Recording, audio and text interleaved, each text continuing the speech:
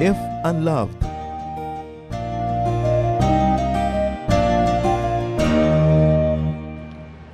Indeed, our great Lord is so great, especially in area of loving.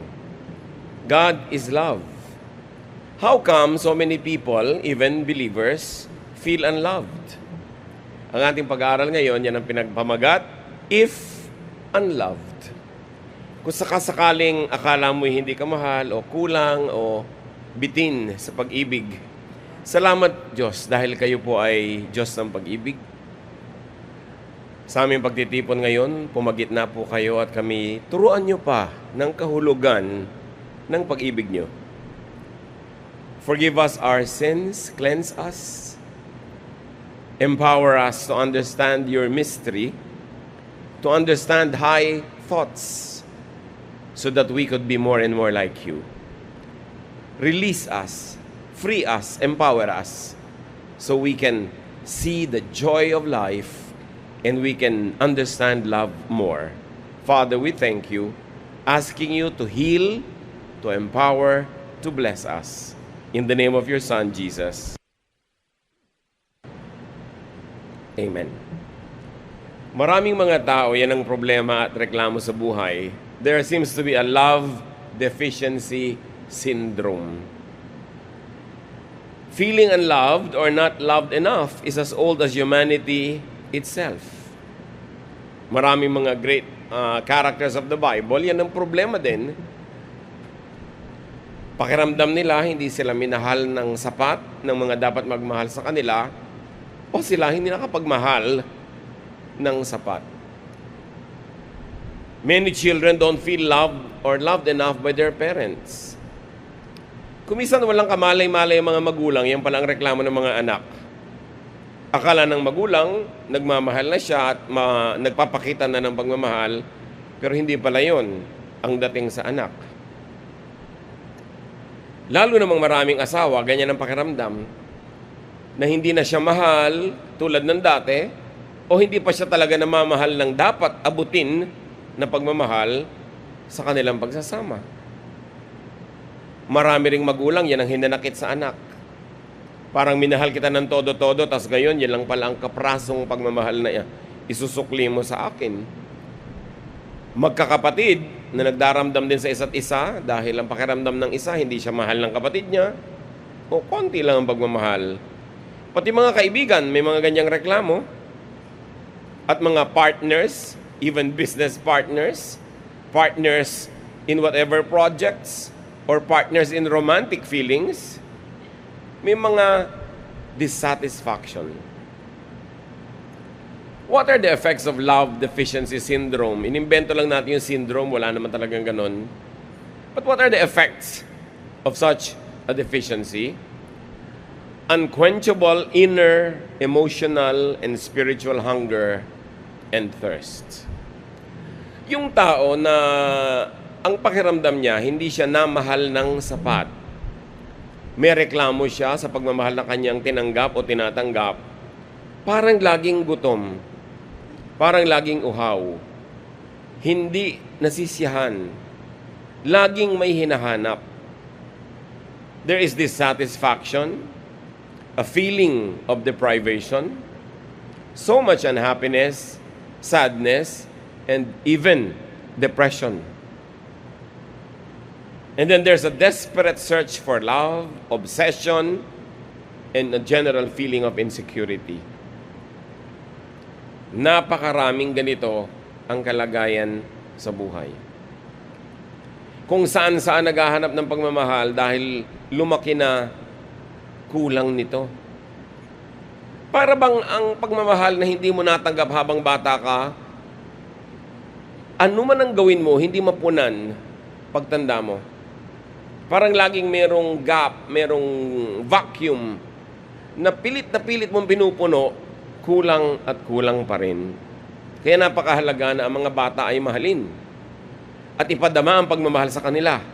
Hindi sapat na mahalin sila from a distance, in secret, kundi mahalin sila ng alam nila, nararamdaman nila, para hindi sila lumaki na merong malaking parang emptiness sa kanilang puso.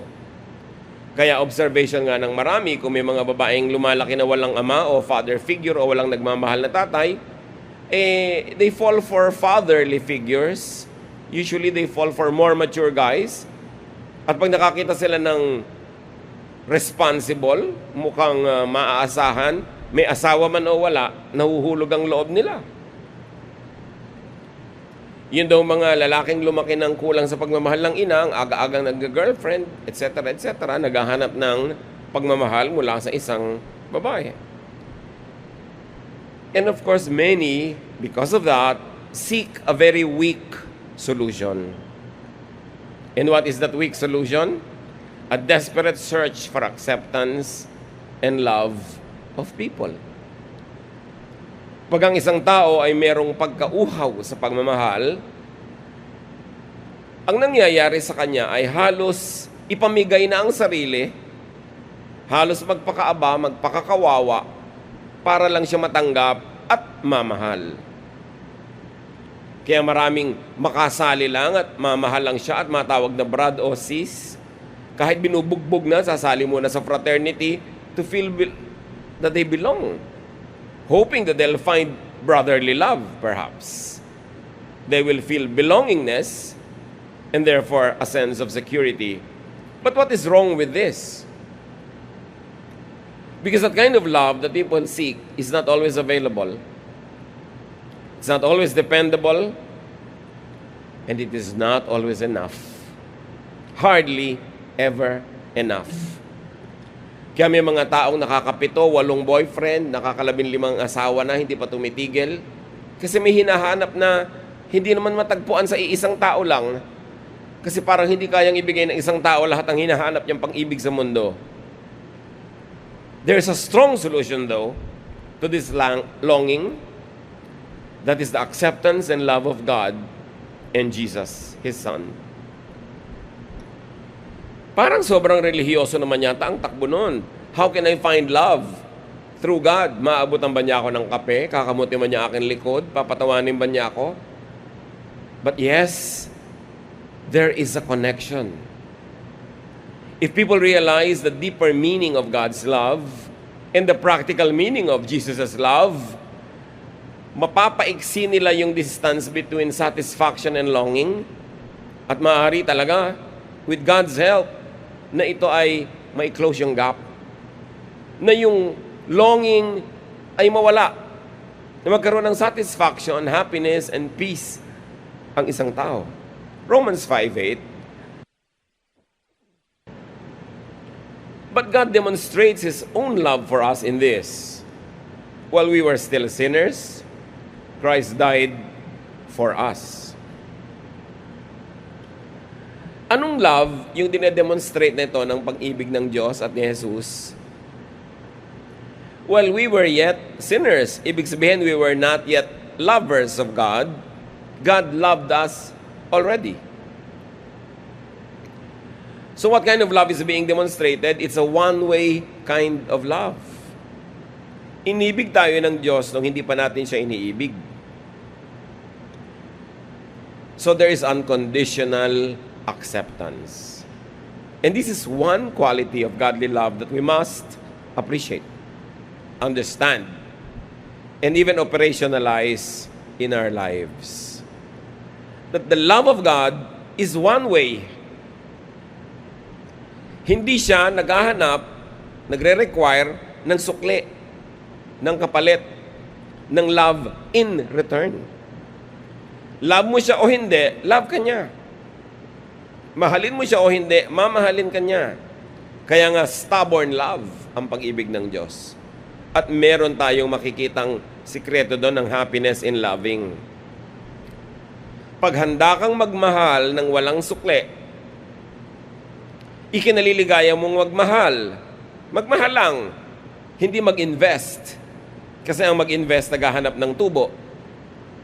Hindi mamuhunan, magmahal lang. Pag naturuan mo ang sarili mong maging masaya sa one-way love na ikaw yung giver ng love, lagi kang masaya. Kasi hindi kailangan ng participation ng ibang tao, hindi kailangan ng reciprocation, hindi kailangan ng sukli para ka sumaya. So malungkot ang maraming love seekers because of their wrong definition of love. Marami sa kanila yung acts of love, loving deeds are investments. Bakit hindi mo ako niregaluhan ng birthday ko? Di ba nireregaluhan kita pag birthday mo?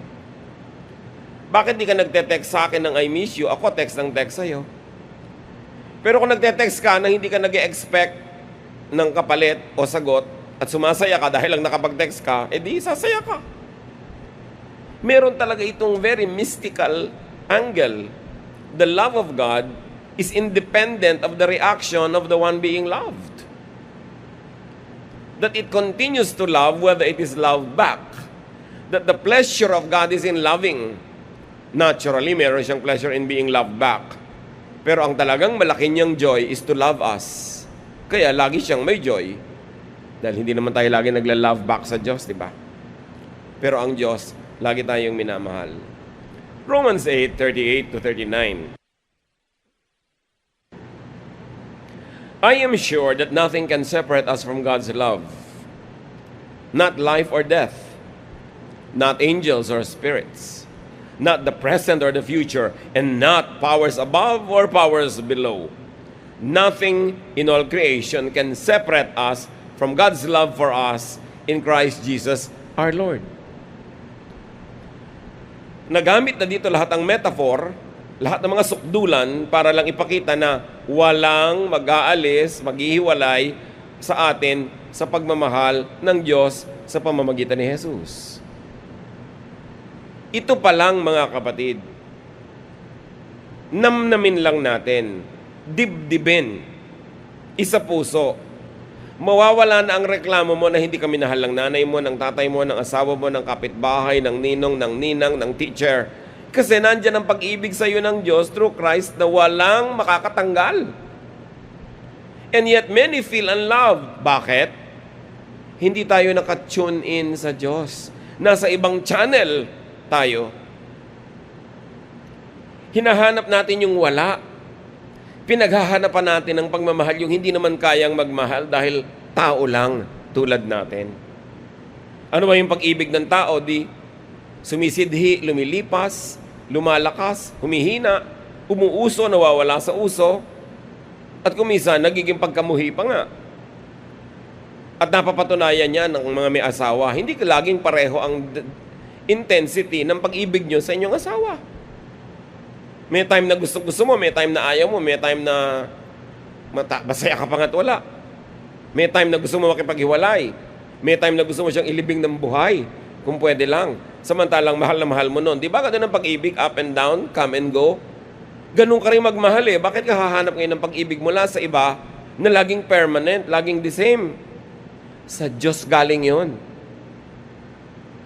At kung matututunan natin, appreciatein yon, maramdaman yon, at gamitin yon, matatakpan nun ang lahat ng mga pagkukulang sa atin ng kapwa-tao.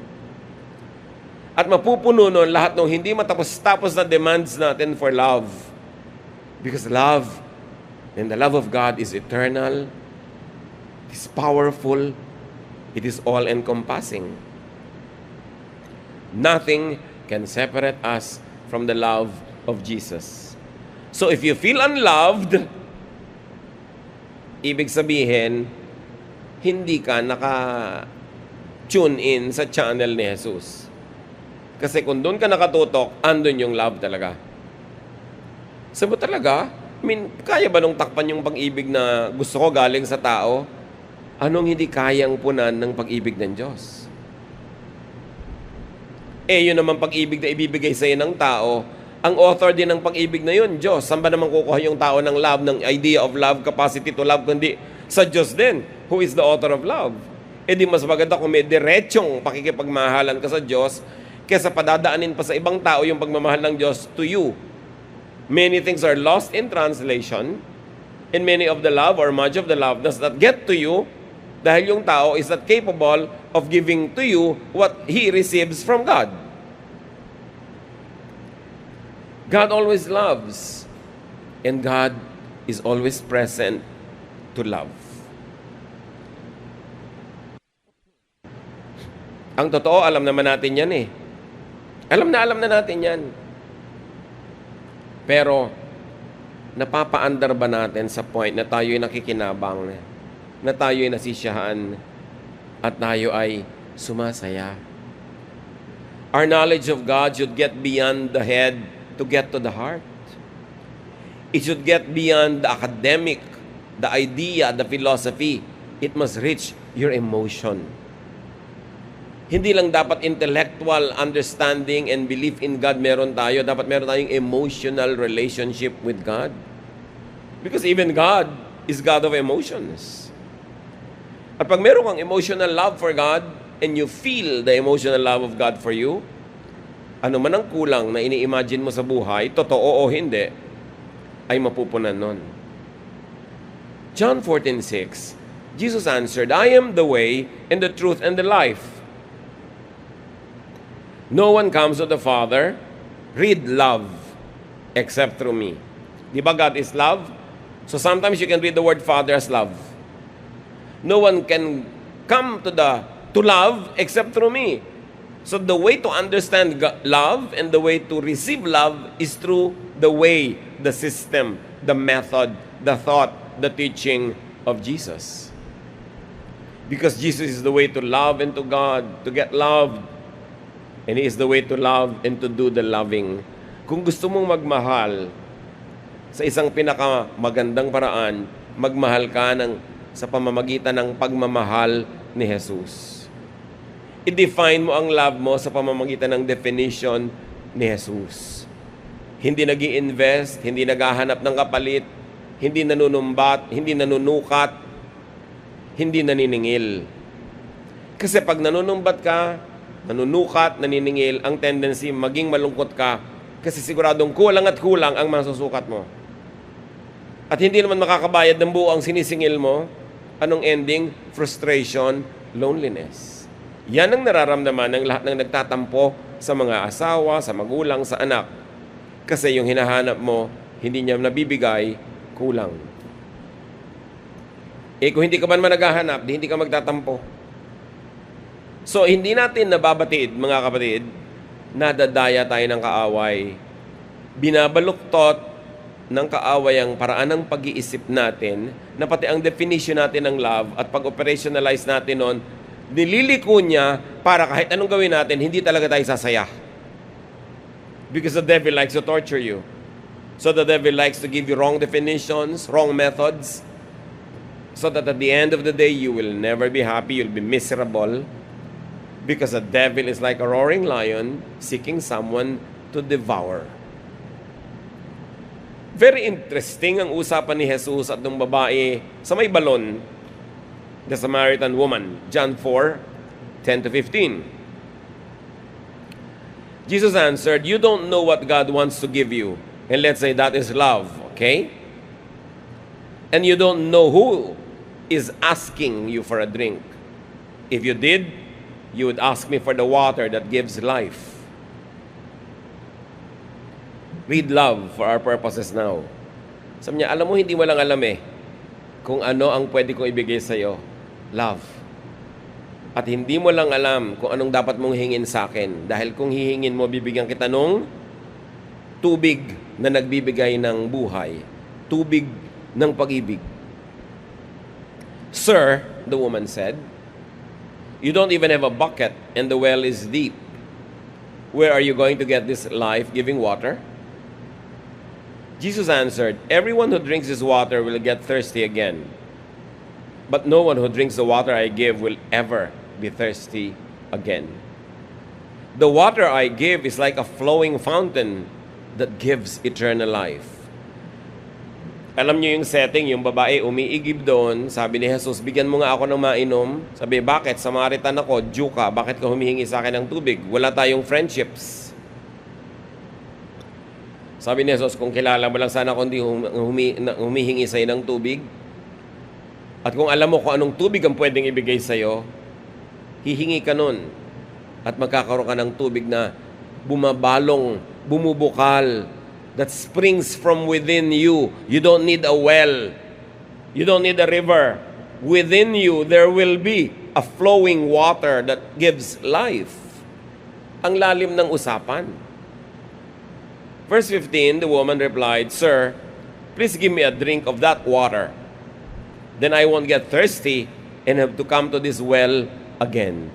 So far, akala natin tubig talaga pinag-uusapan, tubig ang hinahanap ng babae, tubig ang ibibigay sa kanya ni Jesus. Then, Jesus turns the conversation into the heart of the matter. Verse 16. Jesus told her, yaman din lamang gusto mo ng tubig na hindi ka na mauuhaw pa kahit kailan? Go and bring your husband here. Meaning, bring here your source of love.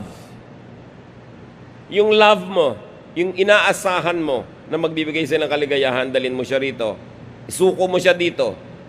17 to 18, the woman answered, I don't have a husband. Meaning, I don't have love.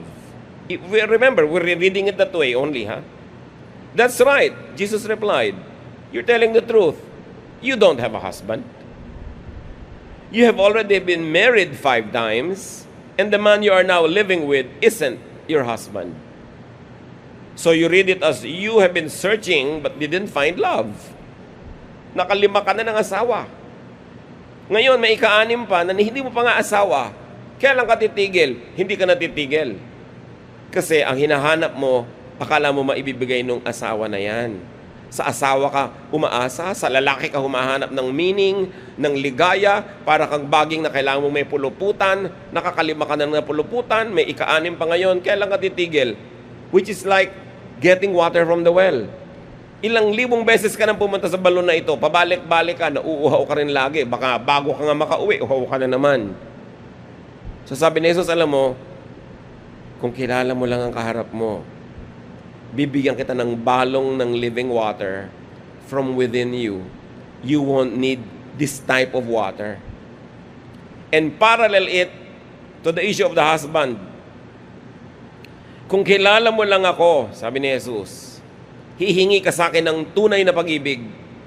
At pag ibinigay ko sa iyo yon, tulad ng hindi mo na kailangan magpabalik-balik o para umigib, hindi mo na rin kailangan magpasalin-salin kung kani-kaninong kandungan, maghanap ng kutakot-takot na lalaki, dahil sasaya ka sa sarili mong puso nang walang props, walang papa, walang love life, pwede kang sumaya. And of course, that is what Jesus has meant all along. Kaya sinabi niya, nung sabi ng babae, give me this water that satisfies. Bring your husband here. Ba't biglang isinali sa usapan? Ang totoo kasi, ang tinutukoy ni Jesus ng pagkauhaw niya, pagkauhaw sa pag-ibig. Pero nagkakamali siya ng iniigiban. Nagkakamali siya ng kinukuhanan ng iinumin. Kinukuha niya sa romantic love that always eludes her.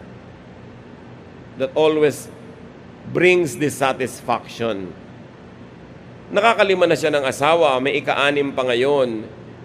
Siguro bata-bata pa siya po, kaya pwede kung 70 na kaya siya, 80 may makuha pa. Ngayon, pwede na rin yan kasi maraming 80 ngayon na mukhang 13 anyos. Diba? Pero kung mabuhay ka ng 120, syempre titigil yon. At hindi ka na ba titigil? The love of and the love from Jesus does not need outside suppliers. It comes from within. The love of and from Jesus is self-sustaining. It never runs out. It is always available. So ano man yung kailangan nyo sa buhay na yan, yung babaeng yun, tubig.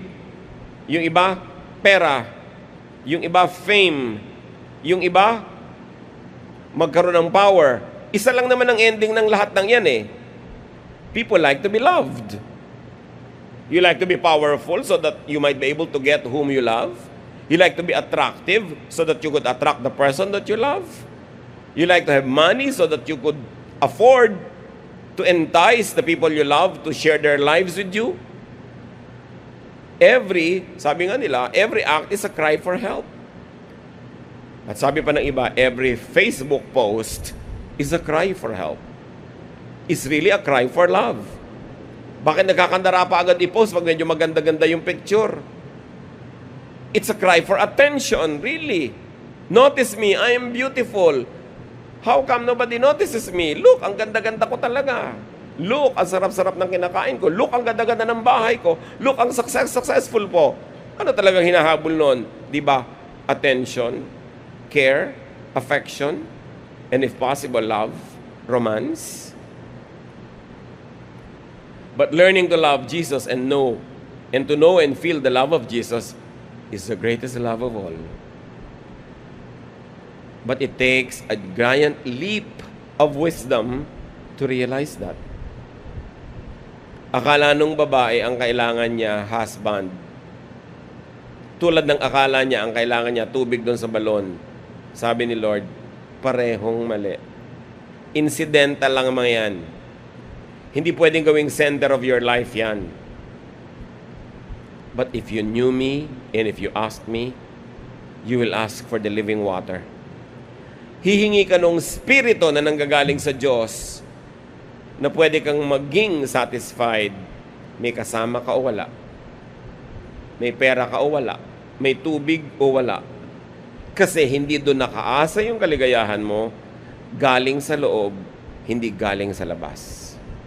Delikado kasi pag galing sa labas, paano ko manakaw ng iba? Paano ko maubos? Kaya yung umaasa sa fame, sa fortune, sa beauty, sa wealth, laging insecure. Kasi lahat yan pwedeng maubos, pwedeng mawala. Kung ang kaligayahan mo ay ang iyong asawa, di ba ang takot mo na lang na maagaw ng iba yan? Kaya lagi ka tuloy nagsiselos, lagi ka nakabantay, wala ka ng katahimikan. Kung ang iyo namang pinagmumula ng self-worth ay alahas, lahat talaga ng pera doon mo na uubusin. Bantay ka ng bantay, ingat ka ng ingat. Kung ang meaning mo ng self-worth at ang tool mo to get loved and accepted is money, hindi ka natitigil ng kagagawa ng pera to the point na nagmumukha ka ng pera and you might even lose relatives and friends and loved ones dahil sa pera. Pero sabi ni Lord, pare-pareho lang lahat yan. Nagkakamali lang kayo. Hindi yan ang kailangan nyo. At kahit pa magsikap kayong hanapin yan, nawawala, nauubos. Hingin nyo yung living water. Hingin nyo yung spirituality that is in love with God, that is loved by God, indwelt by the Spirit of God, and you will overflow with this beautiful thing. Hindi ka magiging tuyot, tigang, sabik, uhaw, gutom. No. Because you will be satisfied. What is another effect of love deficiency? Anger and bitterness. Sama ng loob. Walang katapusang hinanakit at pagdaramdam. Gaano karami sa atin ngayon nawa ay wala? Hanggang ngayon, masama pa loob nyo sa magulang nyo dahil ang pakiramdam nyo hindi kayo minahal ng sapat nung araw. Masama ang loob sa anak dahil nakapag-asawa lang parang nilimot ka na. In fact, wala pang ang asawa, nalimot ka na. Masama ang loob sa kapatid, masama ang loob, puro hinanakit, puro pagdaramdam. Ang laging pinagmumulan lang ay, dapat minamahal mo pa ako ng mas marami, pero bakit sobrang konti? Pag ganun ang mentalidad natin at hindi natin naiwagwag yan, hindi ka sasaya buong buhay dahil lagi ka lang mabibigo. Napakakonti ng mga taong 100% happy kung paano siya minamahal ng asawa niya, ng anak niya, magulang niya. Ang konti-konti nun. Kaya dapat, dahil hindi natin mapapalitan ang human nature ng mga tao sa paligid natin, na hindi nila mabibigay sa atin lahat ang gusto nating pagmamahal, ang dapat palitan natin yung ating expectations.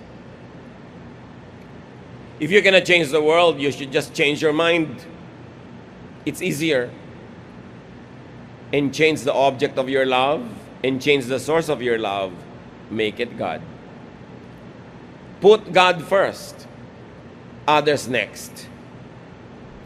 Pero pag inuna mo ang iba kaysa sa Diyos, mabubuhay ka sa insecurity, insufficiency, anger, bitterness. Kaya ang solution, ang way, ang method is the Jesus way. Love one way. Hindi ka naman binabawalan ng Diyos umibig eh. Magmahal ka na magmahal. Pero kontian mo, bawasan mo, at pwede ba kung sana wala kang ine-expect na return, sasaya ka. Kaya iba yung giving anonymously.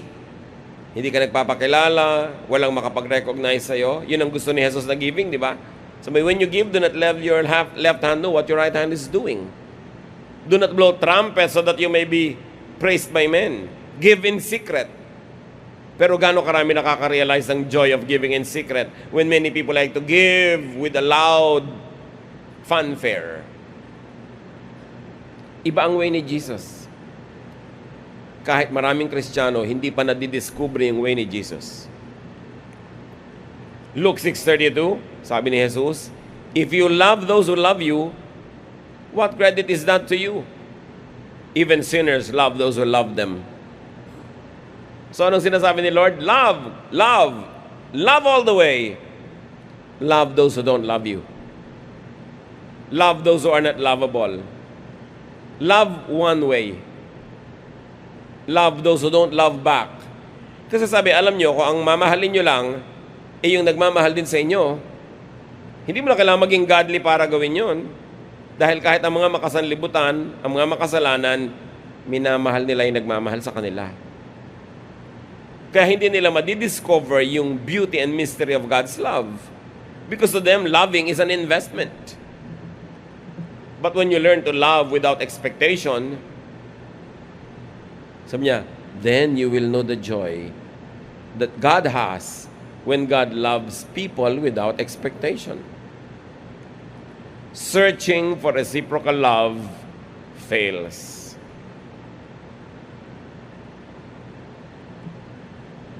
Ang tapat-tapat ko sa iyo, hindi ka matapat sa akin.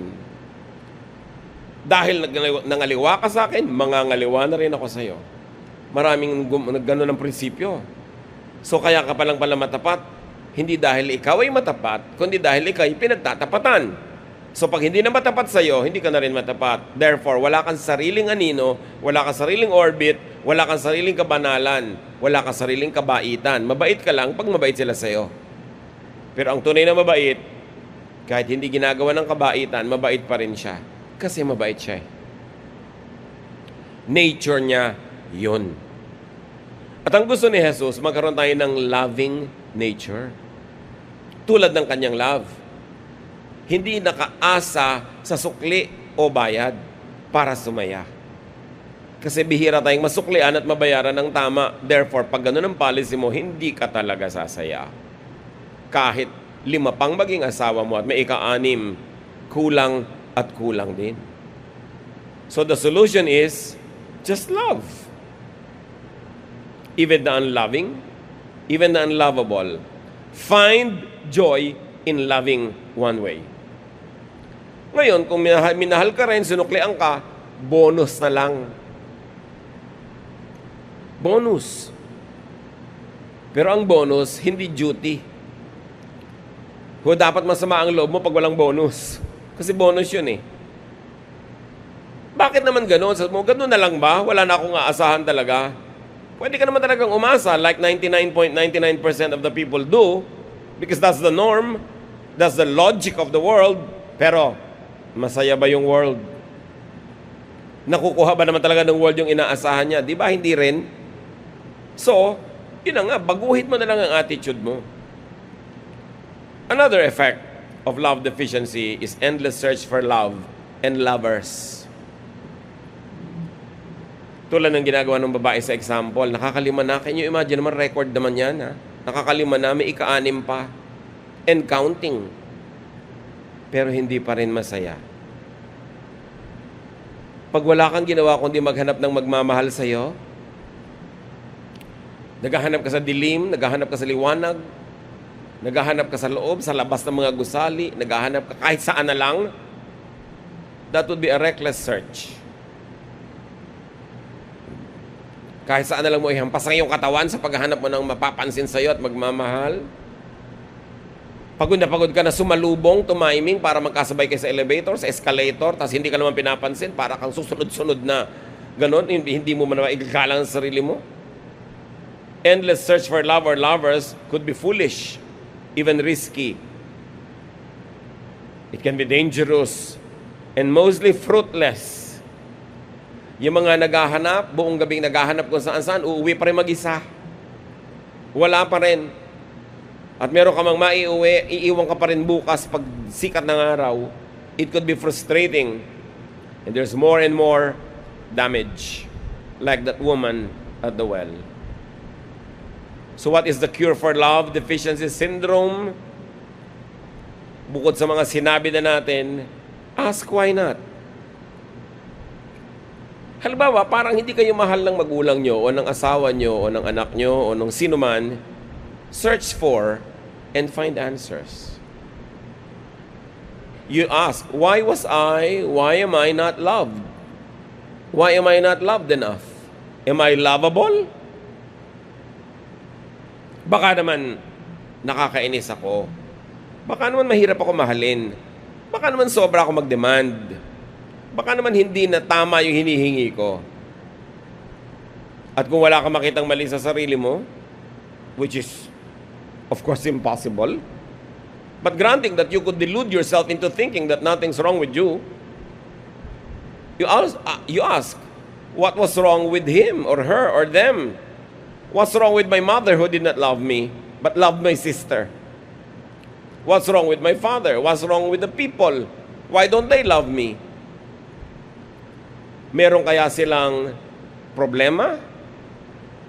O nung naghahanap ako ng atensyon nila, meron silang ibang urgent business? Na nung bata ako, hindi ako namahal kasi nag-aaway lagi yung tatay at nanay ko and they were trying to save their marriage and they were trying to survive their own storms in their hearts. That there's nothing more love to give. Nagkataon na nung ako bata. What's wrong with the world? What's wrong with time? Hindi nagkatugma-tugma kung kailan ko gustong mahalin ako, walang nagmamahal. Nangyayari yun, di ba? Hindi naman nagko-connive yung buong mundo na hindi ka mahalin eh. Kumisan lang, may sakit siya. Meron siyang security issues. Meron siyang mga urgent business. Nagkakataon-taon. Itanong mo lahat yon. Because answers could lead you to the path of being loved or loved more if you found something wrong with you and you corrected it. Baka maging ending, maitama mo yung sarili mo, mas maging kaakit-akit at kamahal-mahal ka, mamahal ka tuloy. Or, when you get to know the situation of people that you think should have loved you but didn't, that could lead you to the path of being understanding. Maunawa mo. Hindi pala ako naalagaan ng nanay ko nung baby ako kasi hanap siya ng hanap sa tatay kong walang tigil ng pambababae kung saan-saan. Kaya tuloy nagkandahulog-hulog na ako sa duyan, nahulog ako sa hagdan, gumulong ako sa kalsada, nasagasaan ako ng tricycle. Hindi pa alam ng nanay ko. Kasi lasengga siya noon, selos na selos siya. Pwede kang maging mas understanding. And therefore, you could be more forgiving. Bakit ganon? Parang hindi ko naramdaman na minahal ako ng asawa ko nung dapat minahal niya ako. Eh yun naman pala, pinikot mo, may talagang ibang mahal nun, eh talagang hindi ka pa nga mahal. Pagka sinitingnan mo yung kapwa mo, you could be more giving instead of demanding. Understand why search for love fails. And then, appreciate Ephesians 4:31-32. Get rid of all bitterness, rage and anger, brawling and slander, along with every form of malice. Be kind and compassionate to one another, forgiving each other, just as in Christ, God forgave you. So nasangkot na naman si Kristo at ang Diyos Ama sa langit. Kasi talagang sila ang model ng pag-ibig. Nagpapatawad, nagbibigay, nagmamahal, kahit minsan nililimot, tinatalikuran, hindi ginagantihan. Forgive people for not loving you back. Even now, mga kapatid, Kung meron pa kayong dinaramdam, sama ng loob, dahil sa palagay nyo, you deserve to have been loved more than you were loved, forgive now. Now! Huwag nyo na ipagpabukas. Makakalaya lang kayo pag nag-forgive kayo. Kasi hindi na kayo mamamahal eh. Yung hindi na ibigay sa inyo nun, kahit kailan, hindi na yung mabibigay. Pwede kayo mabigyan ngayon ng iba, pero yung hindi na ibigay nun sa tamang oras, hindi nyo na maibabalik ang panahon. It's useless to be bitter about it. Be free. Set people free. Proverbs 10:12, hatred stirs up conflict, but love covers over all wrongs. Again, involved ang God at si Jesus. Love covers all wrongs. Bakit tayo pinapatawad lagi ng Diyos? Kasi mahal tayo. At pag pinapatawad, nawawala yung kasalanan. Hindi dahil walang kasalanan, kundi dahil binubura ng pag-ibig. So kayo ang umibig doon sa hindi umiibig sa inyo, and then your love will cover their wrongs. It will be taken as far as the east is from the west. Sinong lalaya? Sinong gagaan ng pakiramdam? Sinong sasaya? Kayo. Kung pipiliin nyo na huwag magpatawad, laging magdamdam, magtuos, magkwenta, sinong lulungkot? Kayo. Kaya sabi ni Jesus, ang ibibigay ko sa iyo, living water from within you. Ikaw mismo gagawa ng paraan para ka sumaya. Ikaw ang magpapasaya sa sarili mo, galing sa loob mo. Hindi dependent on what people do or say, on what they give or not give. It is dependent on your attitude, on your spirit. And therefore, it is not under the control of others. It is under your control. Ask for it. Ask and it will be given to you. Seek, then you will find. Knock, and the door will be open to you. Sabi ni Jesus, come to me all of you who are tired and heavy laden, I'll give you rest.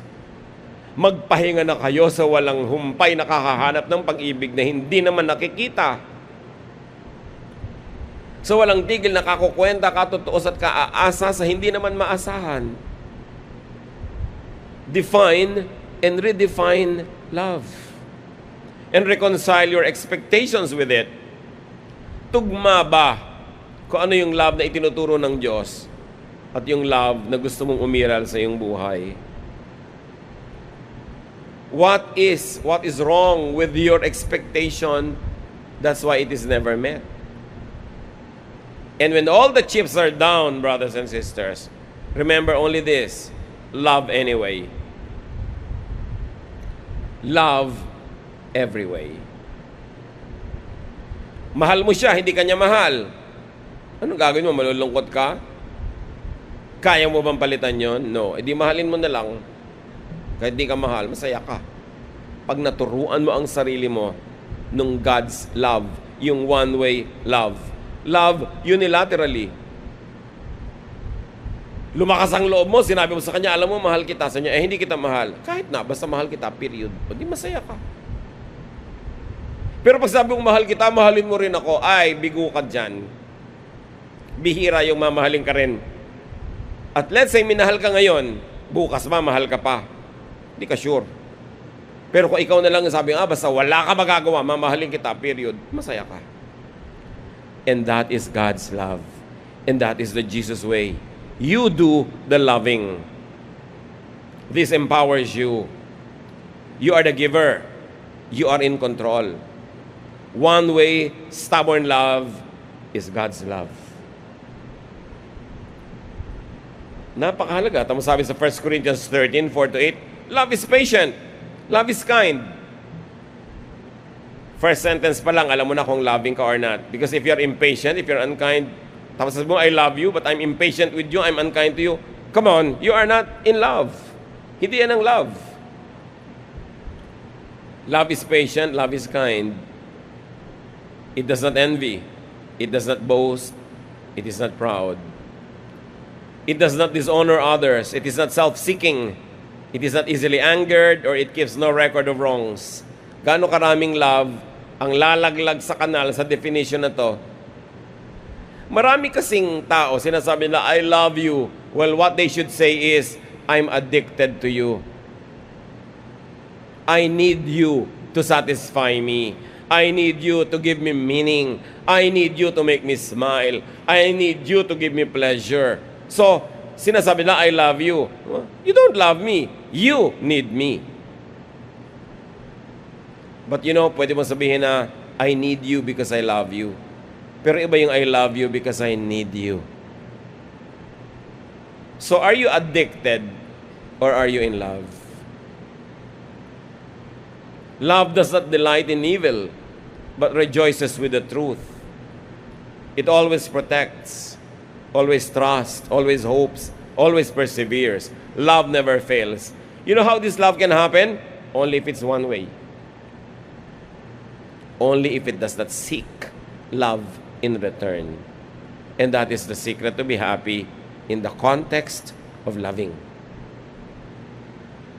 Mga magulang, minahal natin ang mga anak, tinuruan natin, tinaguyod. Salamat kung sila ay mag-support sa atin, tumanaw ng utang na loob. Salamat kung sila ay magbalik ng mga biyaya. Pero kung sakali mang magkulang sila, lalo't mga nagkaasawa pa yung iba, love anyway, para masaya ka. Susumbatan mo, makikipagkagalit ka, magtatanim ka ng sama ng loob, hindi ka na makikipagkita, di ba you suffer? 1 John 4:8, whoever does not love does not know God, because God is love. Ngayon, mga kapatid, pag sinabi mo na, I love you, at sinabi sa'yo, I don't love you, tapos mo, basta I love you, hindi naman ibig sabihin, bubwisitin mo na siya lagi dahil mahal mo siya. Lagi kang nakakalat, yung mukha mo laging nandyan dahil mahal mo siya. No, kung mahal mo siya, you don't insist on your own way. You are not impolite, because love does not rejoice at wrong. Hindi yung masyahan lang ang sarili mo, kahit alam mo na inaalibadbaran siya sa'yo, pinapantal, nilalagnat, pag nakikita ka, kakalat-kalat ka pa rin. Hindi love yon, addiction yon. Ang tunay na pag-ibig, nagpaparaya, nagsasakripisyo, kung kailangan, hindi inuunang bigyan ng kasiyahan ng sarili. At kung magmamahal ka kahit hindi ka mahal, hindi sasama ang loob mo. Loving is the best revenge. Aha, hindi mo ako mahal, mamahalin pa rin kita. Yan ang ganti ko sa'yo. Sasaya ka. It's within your power. You get proactive, not reactive. And also, loving that way could get your love back.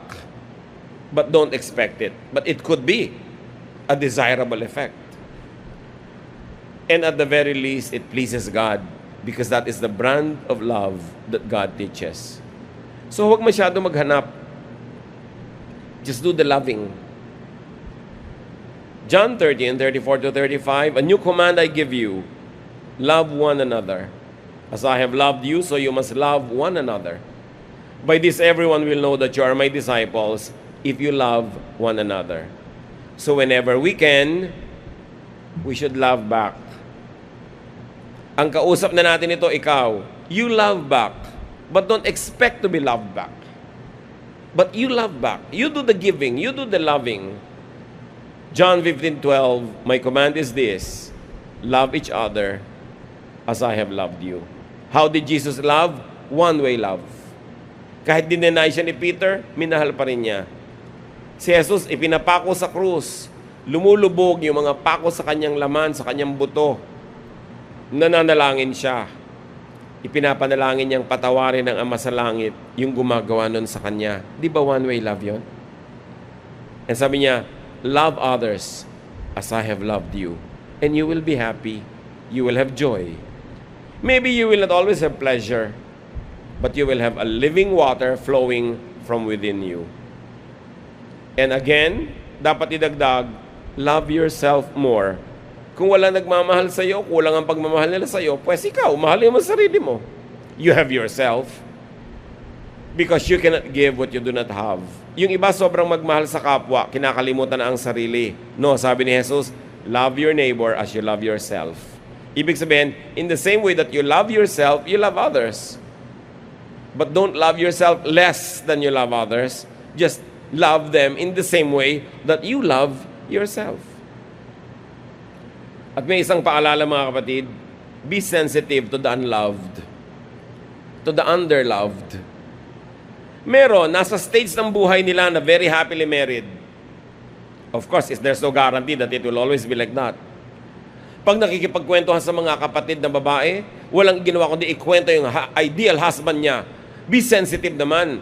Lalo ko yung kapatid nyo, iniwan ng asawa, yung isa binubugbog, yung isa hindi inientregahan, display ka na display mga alahas mo, puri ka ng puri sa asawa mong mahal ka. Be sensitive to the underloved. Kumisan kasi sa kagustuhan natin na masatisfy yung insecurity natin, to feel better than others, hindi natin alam sobra-sobra na natin silang nasasaktan dahil ine-exaggerate natin yung kulang sa kanilang buhay. Be kind to the underloved. It could be your turn another week, another month. Ganun kasi ang buhay, hindi tayo sure. And then allow others. Help others to be more loving. Kung employer ka, give your employees more time to love their families. Kung kaya ninyo magbigay ng mga long vacations, mga weekend, kaya naman ng resources nyo, do it so that you could help others be more loving. Be more understanding. At huwag tayo maging killjoy sa mga nagmamahalan, yung mutually in love, yung nakakakita ng mga bituin. Hindi naman nagtatagal yon, so hayaan nyo na mag-enjoy. Huwag nyong killjoyin. Huwag nyong pigilin ang lahat ng nag-iibigan para sumaya naman sila kahit hiram lang na sandali. At salamat kung nagtagal, but you and I know, hindi naman talaga nagtatagal yun sobra. So habang nangyayari yun, hayaan nyo na lang. Huwag nyo nang pigilin na umibig o mag-ibigan ng mga tao. And whenever we can love the Jesus way. After all, Jesus loves you that way. Panginoon, salamat sa mga paalala nyo. Dalangin namin na bawat isa sa amin maunawa yung misteryo nito. That we're able to connect the dots, to see the logic behind these things. Uncover our eyes, O God. Give us the wisdom to see the connection between the living water, the love of Jesus, and loving without expectations. Teach us, Lord, to be more loving. At hanggat kaya namin, masuklian namin ang mga nagmamahal sa amin, makagawa kami ng mabuti sa gumagawa ng mabuti sa amin, bagamat hindi yun ang gagawin naming expectation sa iba. But teach us. Teach us to be more loving to others, more giving of ourselves, so that there will be more happiness, more joy that can be shared. Pagbulay-bulayan natin mga kapatid at isipin natin, meron ba kayong mga pinipigil na pag-iibigan na hindi nyo naman dapat pigilin? May inaagaw ba kayo ng mga pagmamahal? O kaya meron ba kayong dapat tanggapin na pag-ibig? Tanggapin nyo kung pwede naman. O baka naman meron na tayong ginugulo sa pagpipilit natin sa ating sarili. Dear God, in our silence, bigyan nyo po kami ng practical applications sa lahat ng angle na ito ng pagmamahal, whether we are the recipient or the giver, or both. Spend some time with the Lord and appreciate His one-way love, and ask God to empower you to do more of that kind of love. It is very wise to worship the Lord. Napakaraming mga pagpapala at mga magagandang bagay na dumarating sa buhay ng taong marunong sumamba. Meanwhile, it is foolish not to worship the Lord. At marami pong mga ginagawa ang tao that are really foolish. Kaya mahalaga na para mabawasan ang mga hirap ng buhay, madagdagan ng mga blessing, ay laging bawasan, kung maaari ubusin, yung tinatawag nating foolishness. What is foolishness? A fool is a person with poor judgment.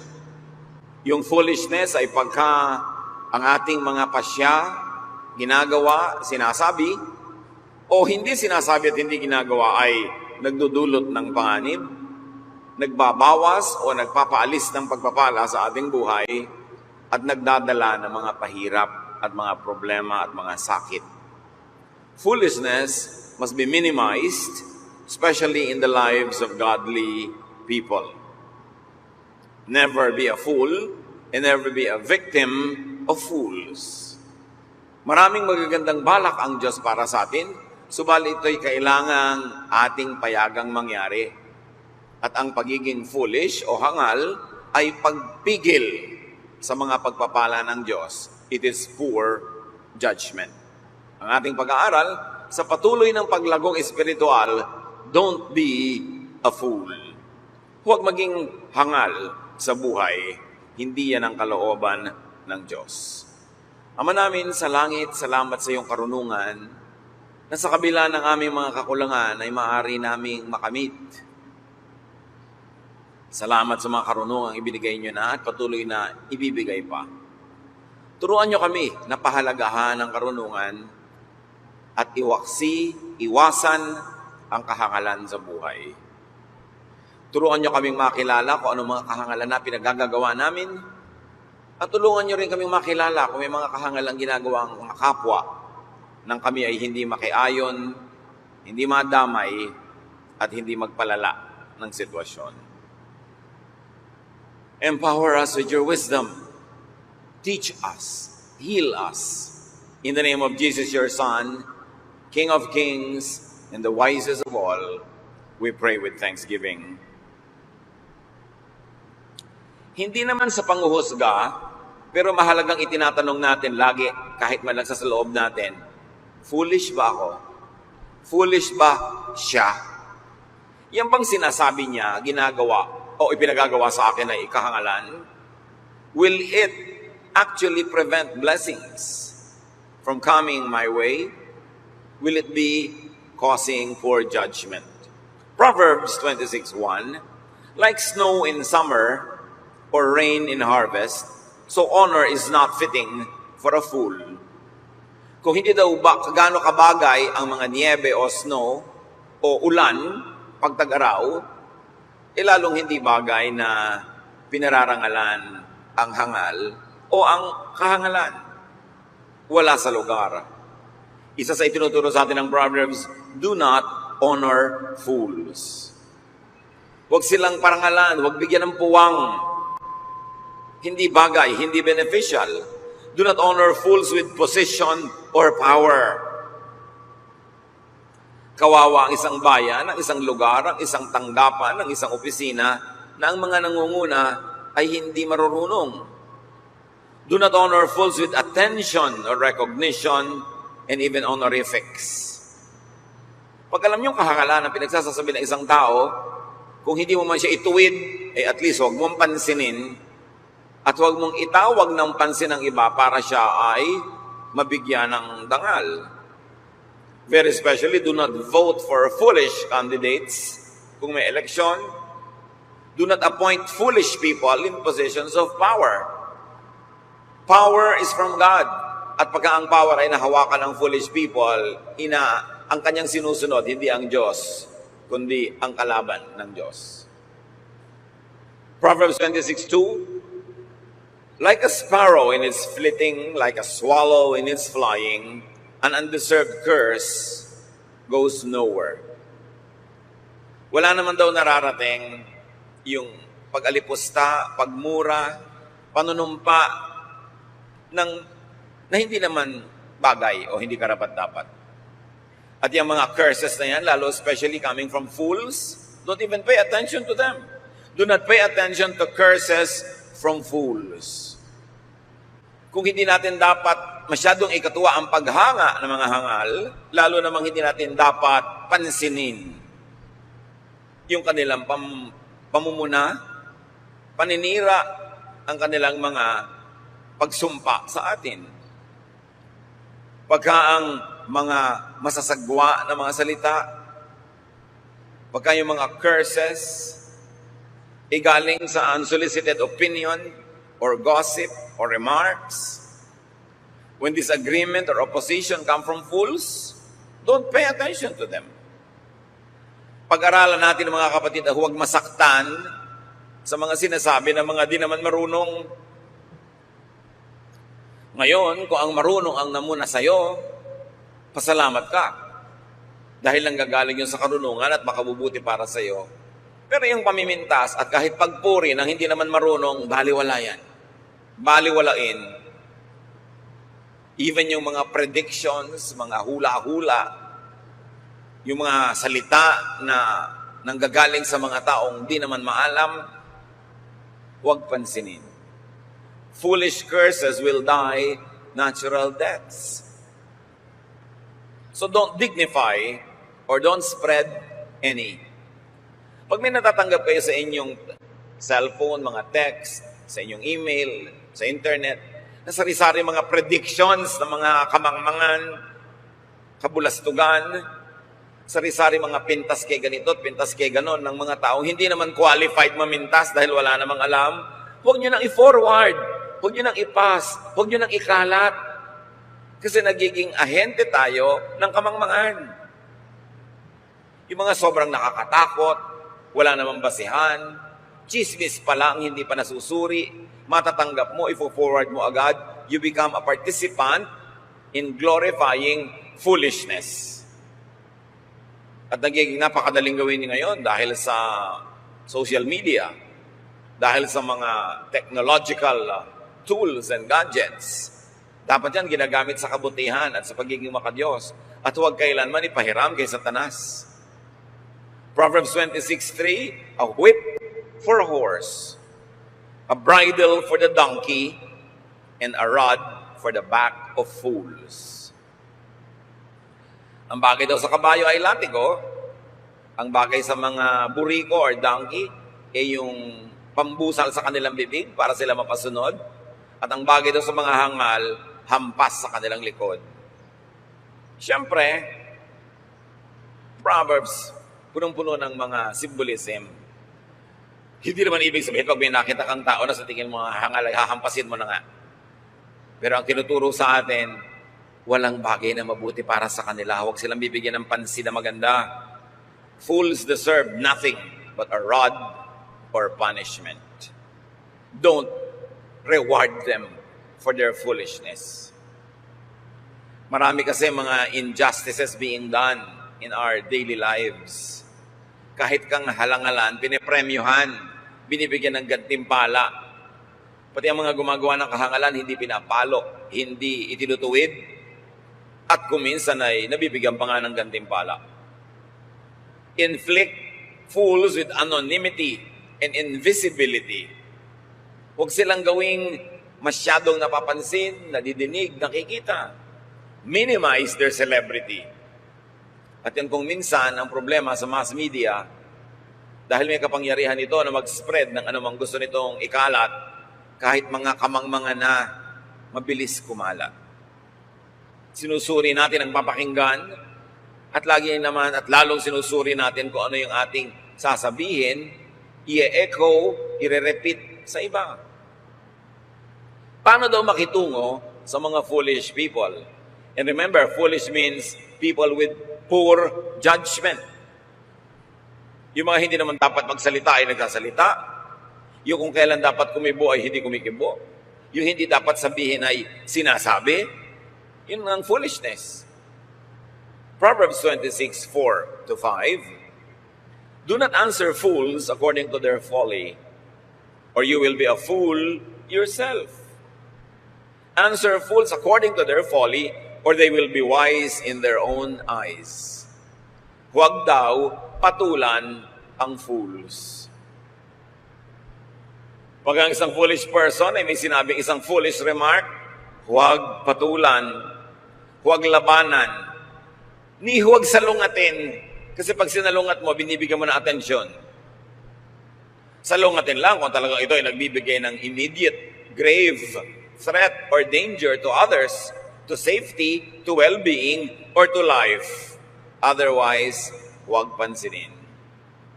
Naalala ko ang lola ko, pag may sinabi ang sino man na walang katuturan, ni hindi yung titingin, ni hindi sasagot, hindi yung kikibo. At yun ang sagot niya sa'yo. Mag-isip-isip ka pag di siya kumikibo. Ibig sabihin, you are saying a foolish thing. Ikaw na ngayon, bigla kang titigil at papupuwersa ka talagang manuri sa iyong sarili. Pag may mga nagbubulalas ng mga kamangmangan, huwag sundan ang kanilang logic or method o pauso. Huwag silang patulan at huwag na huwag makipagdebate sa hangal. The mere fact na nakikipagdebate ka sa kanya, ay pinapatulan mo ang kanyang ideya. At kung may nanonood sa inyo, binibigyan mo siya ng audience. Lalo lang magkakaroon ng mga tagahanga at tagasunod ang kanyang kamangmangan. At sabi ng Proverbs 26, pag pinatulan mo ang isang foolish person, nagiging foolish ka rin. Maa-affirm sila, mabibigyan mo sila ng pahalaga na hindi mo dapat ibigay. Proverbs 26, 6-7. It is like cutting off one's foot and drinking down violence to send a message by a fool. The legs of a disabled person hang limp, so does a proverb in the mouth of a fool. Para daw pinutulan mo ang sarili mo ng paa, ipinahamak mo ang iyong sarili, pag may ipinasabi ka na anuman sa isang hangal. Kung baano daw na walang buhay at walang silbing nakalaylay sa paa ng isang taong may kapansanan ng kanyang paang hindi magamit, ganon din daw na walang saysay at nakalaylay sa bibig ng isang hangal ang kahit anumang pinakamagagandang mga salawikain o mga salita. Pag may nagdala sa iyo ng chismis, and 99.9% yung nagdadala niyan, foolish. At may sinabi sa iyo, alam mo, sabi sa iyo ni ganito, ganun ka daw. At tapos sabihin mo sa kanya, ganito siya, yun. Pinagdadala mo ng balita, ng mensahe ang isang hangal. Nag-suicide ka na nun. Sinaktan mo na ang iyong sarili. Pinutulan mo ang paa ang sarili mo. Kasi pagdating nun sa kabila, kung pangit ang sinabi mo, mas papapangitin niya. At kahit maganda yung sinabi mo, papapangitin pa rin niya. Kasi nga, foolish siya eh. Para may sabihin uli yung pinadalhan mo ng mensahe, babalik uli sa iyo, pabalik-balik yung mensahe sa inyong dalawa. Pero sinong nasa gitna? Si foolish. Ginawa niyo siyang mahalaga. Ginawa niyo siyang kasali. Kaya gusto niyang palalain para hindi siya maubusan ng importansya. Never entrust messages to fools. Maraming magkaibigan nagkakagalit kasi yung namamagitan sa kanila ay foolish. Maraming taong hindi naman dapat lumala ang kanilang mga away, lumalala dahil may namamagitan na isang hangal. At paano nyo malalaman kung hangal ang namamagitan? Hindi nyo susuriin kung anong pinag-aralan niya. Hindi kung gaano ang karaming libro niyang nabasa. Ang susuriin nyo, ano ang bunga ng kanyang pamamagitan. Pag ang pamamagitan niya, inauwi sa lalong gulo, foolish siya. Because wise people will always mitigate damage and danger. Wise people will always maximize the good and minimize the bad. That is good judgment. And remember that the meaning of a foolish person is one who has poor judgment. Kaya kung minsan sa church, malalaman mo rin kung may mga foolishness happening. Merong isang taong may problema, may reklamo, ipapahandle mo sa isang deacon, sa isang elder, sa isang leader. Ang naging ending, lumayas lalo yung tao doon sa church, lalong lumaki ang gulo, lalong nagkaroon ng mga away, ibig sabihin yung namagitan, foolish. Hindi nalutas. Kung hindi man niya napaganda, sana man lang nanatili na lang where it is, hindi yung lumala pa. Gaano karaming tao, mga kapatid, ang lumayo sa inyo, nilayuan nyo, bunga ng gawa ng isang foolish ambassador. Kaya dapat matitino ang mga ambassador. Sugo ng isang bansa sa kabilang bansa. Pag hindi siya marunong mag-represent, mapapapunta sa giyera ang kanyang bansa. Hindi man giyera, madedehado, mawawala ng trade opportunities o diplomatic mileage. Dapat marunong ang pinagtitiwalaan. Pati nga si Jesus, sabi niya, do not give your pearls to swine. They will trample upon it, turn back, and attack you. Sabi niya, do not give to dogs what is holy. Now, it's only because the metaphor in Israel, sa kanila, yung swine at dogs are considered unclean. Which in other cultures, hindi naman. So, hindi yung dog o yung swine ang issue dito. Ang issue ay, huwag yung ipagkakatiwala ang anumang mahalagang bagay sa hindi naman dapat pagkatiwalaan. Ganon din kahit sa theology, mga kapatid. May mga mapag-aral, may mga scholar, may mga mapanaliksik, maraming malalalim, matataas na natututunan tungkol sa Diyos at sa ating relasyon sa Diyos. Pag tinuruan nila yung mga mangmang, hindi maiintindihan ng mangmang yung itinuturo, tatawagin agad na demonic, tatawagin agad na wrong, magkakagulo-gulo-gulo. Kaya sabi ni Jesus, huwag na huwag niyo ipagkakatiwala ang mga perlas sa mga baboy. Paano niyo malalaman kung baboy yung pinagtiwalaan niyo ng perlas? Sa gagawin niya, hindi niya makikilala ang perlas sa kanyang halaga, hindi niya papahalagahan, sapagkat ang baboy ay naghahanap lang naman at nagpapahalaga sa kaning baboy. Pag binigyan mo ng perlas, pag dududulurogin niya ito, pag yuyuyurakan at tatapakan, magagalit, tapos susugurin ka. At huwag niyong lilimutin, ang mga baboy nung araw may malalaking pangil at pwedeng manuwag kahit ng tao. Sobrang na-domesticate lang ang baboy ngayon, nawala na yun eh. Pero yung mga baboy damo hanggang ngayon may malalaking pangil, pwede kang sugurin. Ibig sabihin yung baboy, kaning baboy ang gusto niya, binigyan mo ng perlas na mahalaga, hindi niya pinapahalagahan yun. Magagalit pa sa'yo. Ganon din ang mga mangmang. Turuan mo, magagalit. Pag ang narinig hindi gusto, pag ang narinig hindi sang-ayon sa dati na niyang alam at gusto niyang manatili sa kanyang isip, magagalit sa iyo. Pero sabi ng Bible, ituwid mo ang matalino kahit nasasaktan, magpapasalamat. Doon mo malalaman kung baboy yung napagbigyan, kung ano ang ginawa sa perlas. So do not share your pearls with swine. Do not share your secrets with chismosas. Yun din yun. Nagtitiwala ka ng isang lihim sa isang tao, perlas yun, mahalaga yun, lihim yun eh. Pero hindi niya napapahalagahan yung pagiging lihim nun. I-vulgarize niya yun, ibubulgar niya yun, ipapamalita niya, kasi baboy siya. Paano niyo malalaman kung baboy ang kumare? Ang kumpare, ang kaibigan ng office mate, nagkakalat ng lihim. Nagchichismis ng hindi dapat chismisin. Nagpapalala ng gulo. Nagpapaaway sa mga dapat ay pagkasunduin. Kailangan ng tao marunong. Tinuturuan tayo ng Bible, huwag kayong magtitiwala sa mga baboy. Huwag niyo naman tawagin yung kumare niyo na, huy, sabi kanina, baboy ka pala. Ano lang yun? Pangloob lang natin na assessment para makaiwas tayong mapahamak. Huwag tiwala ng tiwala.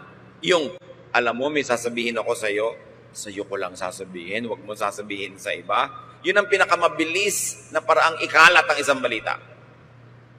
Kasi oras na narinig ng chismosa, yung, huwag mong sasabihin sa iba. Oo, pangako, promise. Hindi ko talaga sasabihin. Iyon na yung merienda ko. Sabihin mo lang sa akin. Kasi gusto-gustong malaman. Alam niyo yung mga taong walang halaga, walang kwenta, walang pagpapahalaga at pagkukwenta sa sarili, hindi sila nagiging importante kahit kailan, hindi sila nahihiling ang tumula o kumanta, hindi sila nakukuhanan ng payo. Para sila maging mahalaga, ang ginagawa nila, nagkakalat ng chismis. Doon lang sila nagkaka-audience eh. Kung tayo'y matinong tao, kakanta ka, may audience ka kasi maganda kang kumanta. Marunong ka magturo, may audience ka kasi magaling ka magturo. Magaling ka magpinta, may manonood sa pagpipinta mo o may titingin sa ipininta mo. Mahusay kang tumugtog, may makikinig pag tumutugtog ka. Pero ang mga chismosa, walang audience. Walang magaling sa kanila. So, nakakakuha lang sila ng audience sa pagchichismis. Alam nyo kung gano'n nyo dapat pag-ingatan yan. At huwag pagtitiwalaan. So do not let and ask fools to speak for you, negotiate for you, or intercede for you. Maraming mga ganon. Yung mga kakilala nila, kumare nila, ipapakilala nila sa mga sarili nilang asawa. Tapos ikukwento nila kung gaano kahusay magmahal ang asawa nila, kung gaano kabait. Mamaya, inagaw na ni kumare. Huwag kang nagkukwento kay kumare tungkol sa asawa mo. Never. Kasi pagkapintasan ng asawa mo, ang sinabi mo kay kumare, ikakalat niya yon kasi tuwang-tuwa siya dahil mas mabuti ang asawa niya kaysa sa'yo. Parang siya ang panalo. Pero pagka mga kapurihan ng asawa mo, ikinuwento kayo kay kumare, nagsisimula siya maging interesado. Kaya maraming kumare, yun ang nakakaagaw eh.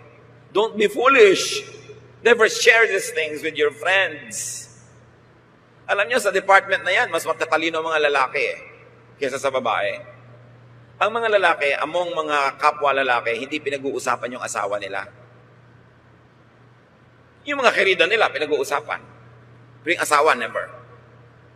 Pero yung mga babae, lalo't napaupo, kumakain ng maruya, humaba-haba ang oras, ang topic mga husband nila, mga ginagawa nila sa kama, ikinukwento sa kapwa mga babae. Sa palagay nyo, hindi sila naku-curious? Tapos magtataka kayo, kung maagawang kayo? Don't be foolish. Bad judgment yan. Iniingatan ng ganyan mga bagay. Let the marriage bed be held in honor among all. Pag sobra ka madaldal at nagtiwala ka sa foolish people, talo ka. Bakit ka na pag-uusapan? Ba't kumakalat ang mga bagay-bagay na hindi dapat kumalat? Nagtiwala ka sa swine. Kaya mga kapatid, baliktarin natin to. Pag kayo ang pinagkakatiwalaan, that is sacred. Pag may sinabi sa inyong bagay na mahalaga, lalo't dapat ilihim, isang banal na bagay yun. Hindi nyo dapat babaliwalain. Dapat igalang. Huwag ikalat. Pag nagtitiwala ka sa isang foolish person, kumisan dahil gusto mo lang siyang pahalagahan, gusto sumaya-saya siya, bigyan siya ng halaga, pero marami kang ipapahamak, yung masisira niya. Lalo at binigyan mo siya ng kapangyarihan, karangalan, impluensya, kawawa ang marami. Proverbs 26:8, it is like binding a stone in a sling to give honor to a fool. Para ka daw nagbala ng bato sa isang tirador, pag pinapahalagahan mo ang isang taong hangal. Parang naglagay ka ng bala sa loob ng isang baril, ganon ang pagbibigay mo ng halaga sa isang taong di dapat bigyan ng honor. Honoring and empowering a fool would hurt others. Maglalagay ka ng isang political appointee, kahit foolish siya, sa isang posisyon sa gobyerno, mapapabayaan ang trabaho, maraming hindi mapaglilingkuran, maraming mawawaldas, maraming nadadamage when you give honor to a foolish person. Do not affirm fools at the expense of others.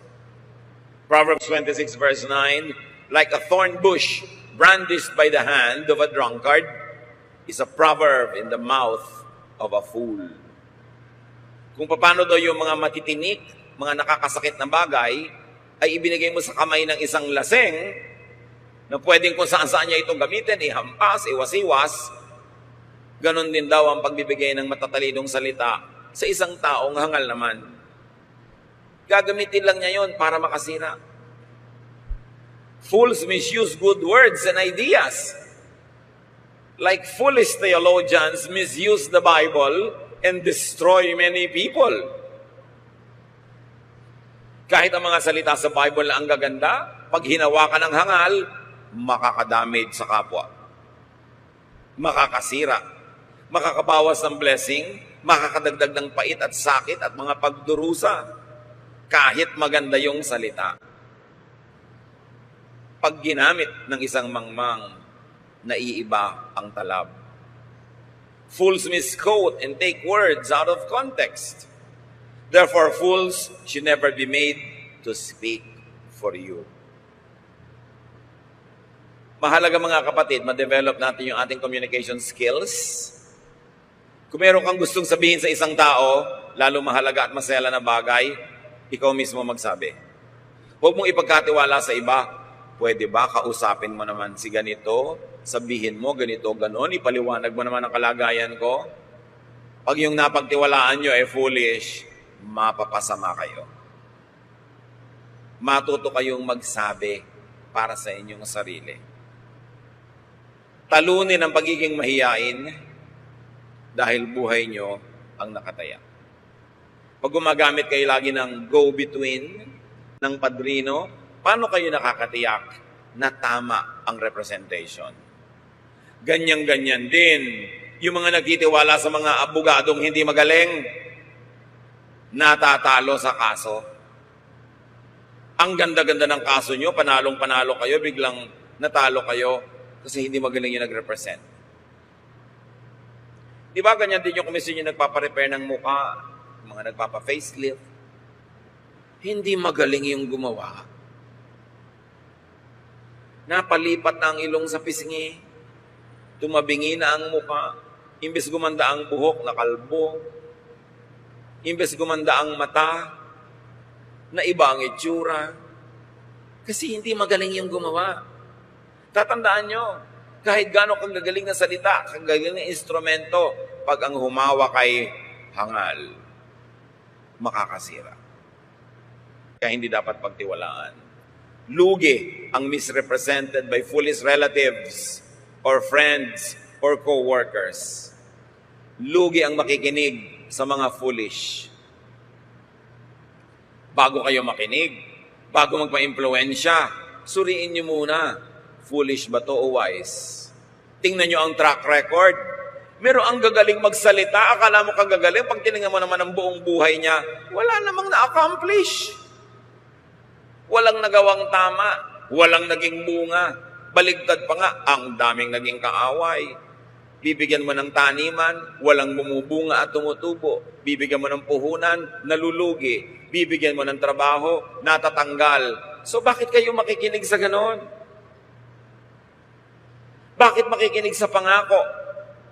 Gano'n naman ang mga politicians at kahit mga nanliligaw, puro pangako. Wag na wag kayong pabola sa pangako. Kasi future pa yon. Madaling sabihin. Ang lagi niyong titingnan yung past, yung nakaraan, yung accomplishment. Hindi naman yung past na nagkasala, nagkamali, kasi pwede naman magsisit magbago ang tao. Pero yung tao nangangako na magiging mabunga, mahusay, magaling, tingnan nyo kung naging mabunga, mahusay at magaling na noon pa. Kasi kung hindi siya mabunga, mahusay at magaling pa noon, ganun siya magiging uri ng tao bukas. History repeats itself. Sabi ni Solomon, there is nothing new under the sun. Everything has been and will be again. Ang tamad, liban na lang tunay na magkaroon ng kaliwanagan o paghimalaan, tamad kahapon, tamad ngayon, tamad pa rin yan bukas. Huwag ipagkatiwala ang iyong buhay sa hindi pwedeng pagkatiwalaan.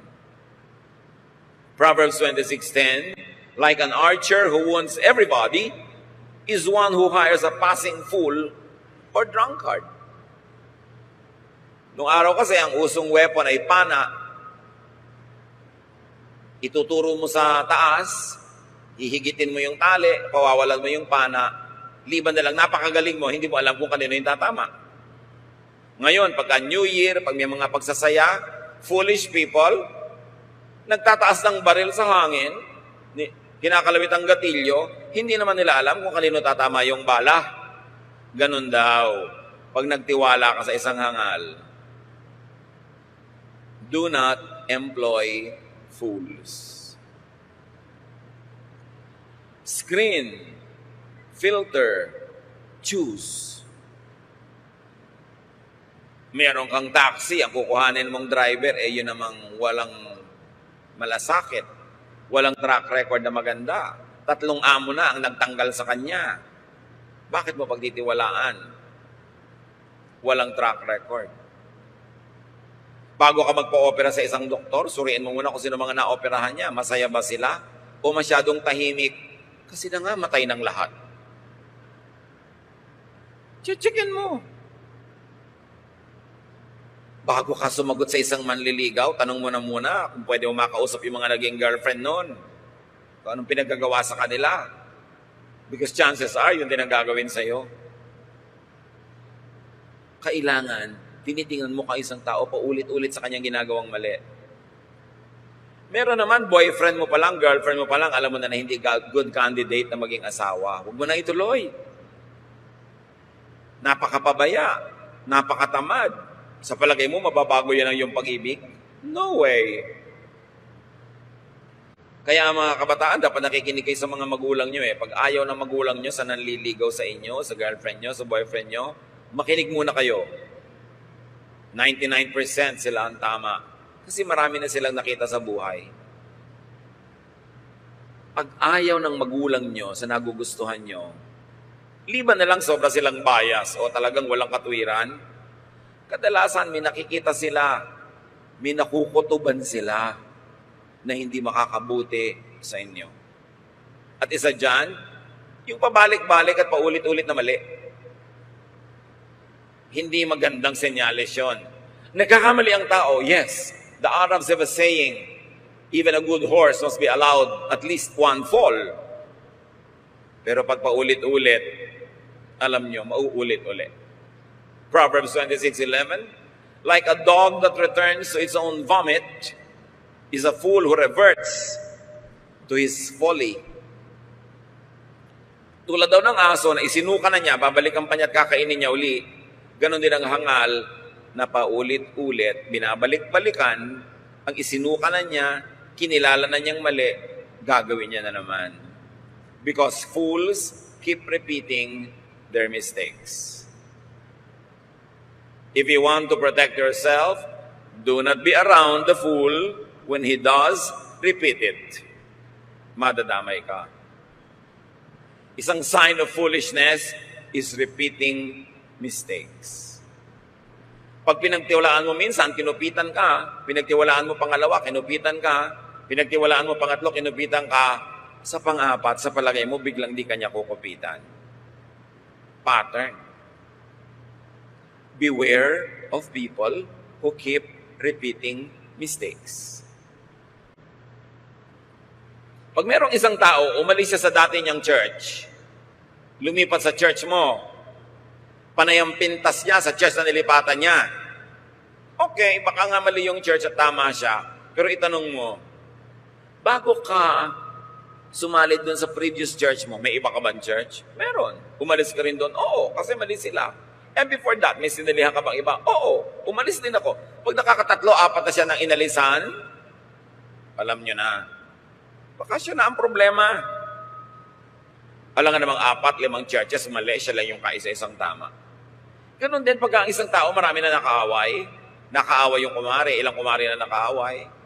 Napalayas sa apartment na tinitira, ilang beses nang napalayas. Nanuba sa inutangan, tapos nagkakabistuhan kayo, ang dami na palang nasuba. Pag-ingatan nyo yun. Dahil ulitin niya yun. Can a leopard change its spots? Or an Ethiopian change his skin? Sabi sa Bible. The answer is no. Kung hindi mo siya mabago ng iyong panalangin, hindi mo siya mabago ng iyong pagmamahal, at least huwag kang madamay, lumayo ka. Proverbs 26:12, do you see persons wise in their own eyes? There is more hopeful fools than for them.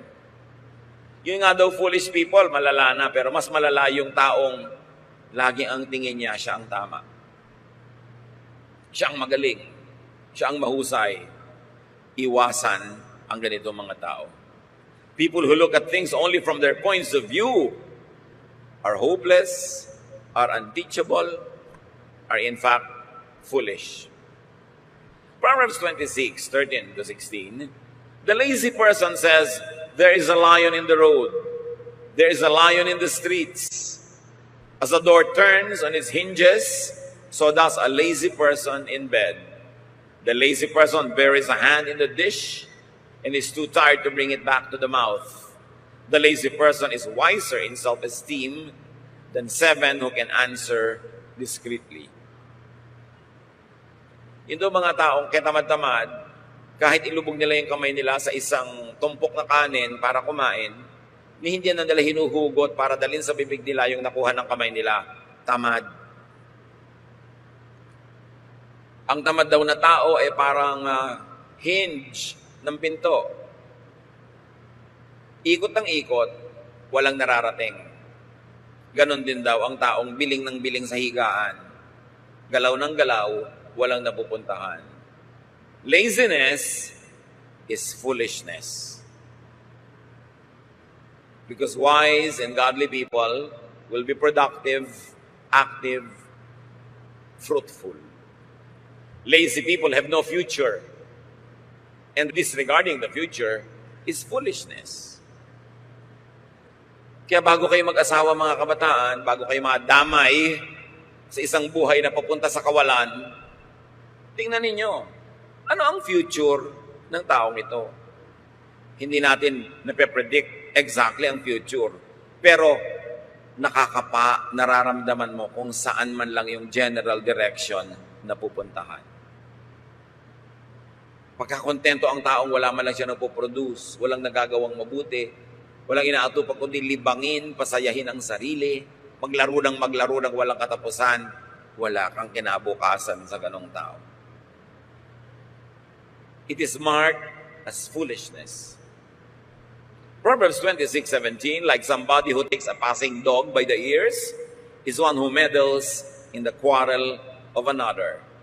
Pag daw may dumadaang aso na hindi mo naman aso, hindi ka naman kilala, bigla mong hinawakan sa tenga, makakagat ka. Ganun daw ang ginagawa at nangyayari sa mga taong nakikilaho sa away ng may away. Foolish. It is foolish to get involved in other people's quarrels. Liban nila kung pulis ka. Pero kung hindi, huwag ka makilahok. May nagkakasamaan ng loob, huwag ka makisali. May nagpaparinigan, nagpaparonggitan, nagsisiraan, huwag ka makisali. Kasi makakagat ka ng aso na yon. It is foolish. Alam nyo, kawawa yung mga tao na ang tatay, nanay, kapatid, anak, asawa ay foolish. Laging nasasangkot sila sa gulo. Kasi pag nasangkot ka, sangkot ka rin eh. Damay-damay. Kaya pinag-iingatan. At dapat tayo na maging responsable na para huwag naman madama yung mga mahal natin sa buhay, huwag tayong sumuot sa mga gulo na hindi naman dapat nating suotin. Proverbs 26:18-19, like a maniac who shoots deadly firebrands and arrows, so is one who deceives a neighbor and says, I'm only joking. Ito nagbibigay ng mga masasamang biro, nandadaya, tapos pag nabisto, sasabihin, joke only. Ganon. Yan ang mga taong nanganganib. It is foolish to deceive neighbors and then make palusot when found out. Dapat honest ang mga dealings. Alam niyo yung Proverbs, basahin lang natin, a few Proverbs a day will keep troubles away. Napakalaki ng maliligtas natin na gulo kung babasahin niyo lang lagi Proverbs. Tulad ng Proverbs 26:20-22. For lack of wood, the fire goes out, and when there is no whisperer, quarreling ceases. As charcoal is to hot embers, and wood to fire, so is a quarrelsome person for kindling strife. The words of a whisperer are like delicious morsels. They go down into the inner parts of the body. So itong whisperer, ito rin yung gossiper. Pag wala ng daw gatong, mamamatay na ang apoy. Pag wala ng kahoy, titigil na magliyab ang isang siga. Pero, ang mga bulong-bulong daw ng mga chismosa ay gatong. Lalong maglalagablab ang apoy, lalong lalakas ang sunog, pag sumali ang mga gossipers. Avoid them. Kahit kamping-kampi sa inyo yung nagchichismis, huwag kayong makipagchismisan. Akala nyo lang yon. Pagtalikod niya sa inyo, kayo naman ang topic niya. Wag na wag. Tandaan nyo, paano nyo malalaman kung sinasaksa kayo sa likod ng isang taga-balita, taga-dala ng balita, taga-pamagitan o chismosa? Pag may sinabi ka laban sa isang tao, sa isang namamagitan, at nagpunta siya doon, at bumalik siya sa iyo na may daladalang sabi naman ng kabilang tao, ibig sabihin pinagtiwalaan siya ng tao na yon. Kaya nagsabi sa kanya. At bakit nagtiwala yung tao na yon? Sinaksak niya kayo sa likod. Kasi kung kayo inirepresent niyang mabuti, nagsabi ng magaganda tungkol sa inyo, doon sa inyong kalaban, hindi naman yung pagtitiwalaan ng kalaban nyo na magsabi pa siya ng iba eh. Kaya pag kami sa'yo, alam mo, sabi ni ganito, ganito ka daw. Alam mo, pinipintasan ka ni ganito. Alam mo, pinag-uusapan ka kanina nung kumakain kami. Sabi mo, bakit ka mo narinig? Bakit nagpatuloy sila mag-usap kahit nandun ka? Kasi kasali ka, no? Kasi kung talagang naninindigan ka para sa akin, kung talagang pinagtatanggol mo ako, hindi sila magsasalita pag nandun ka. The mere fact na may nasasagap kang balita at sinasabi nila, ibig sabihin nakikipagkwentuhan ka ayon sa kagustuhan nila. Huwag kayong magtitiwala sa ganitong mga tao. And the Bible is clear, gossiping is foolishness. Do not let a gossip worsen existing quarrels. Kung talagang gusto ninyo na makasundo ang inyong kagalit, magkaroon ng katahimikan at kapayapaan, diretsahan yung kausapin yung tao. Huwag kayong magparaan ng mga salita sa mga kung sino-sinong namamagitan. Dahil wala kayong kontrol sa sasabihin niya. Kung honest kayo, gusto niyo magkaroon ng kasunduan, tapangan ng loob, makipag-usap ng mukhaan sa dapat kausapin.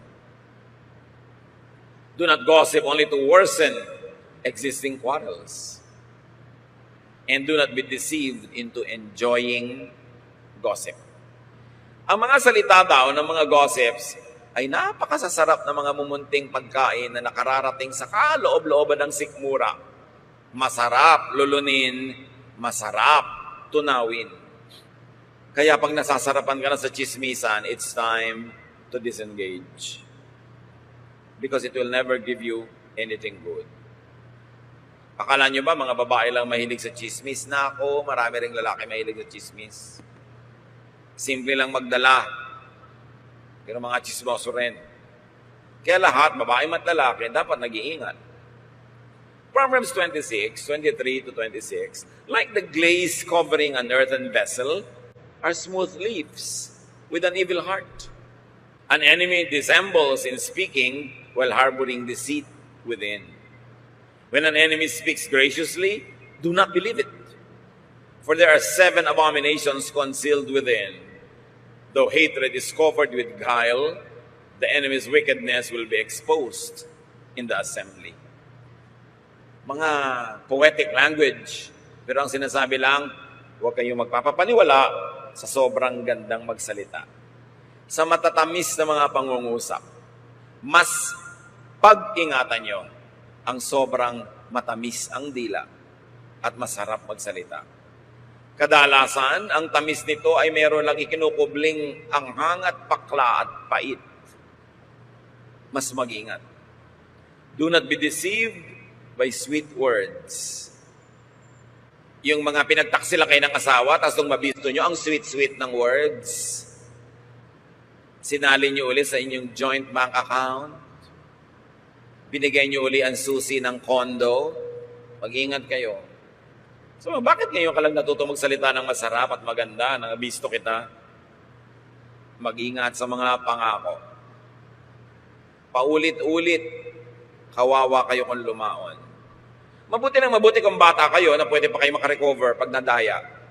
Pwede pa kayong maghanap buhay uli para magkapera. Pwede pa uli kayong magsimula ng isang buhay.